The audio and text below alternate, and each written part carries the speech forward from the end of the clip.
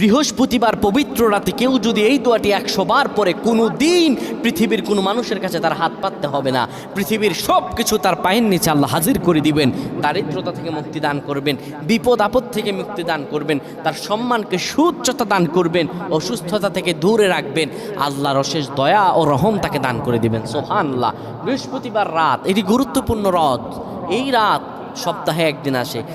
আরবিতে রাত আগে আসে, দিন পরে আসে। সুতরাং বৃহস্পতিবারের যে দিন গিয়ে রাত, এটি বৃহস্পতিবার রাত নয়, এটি শুক্রবারের রাত, এটি জুমাবারের রাত, এটি দোয়া কবুলের রাত, আল্লাহর কাছাকাছি হওয়ার রাত। সুবহানাল্লাহ। এই বৃহস্পতিবার রাত আল্লাহ তাআলা বান্দার দোয়া কবুল করেন।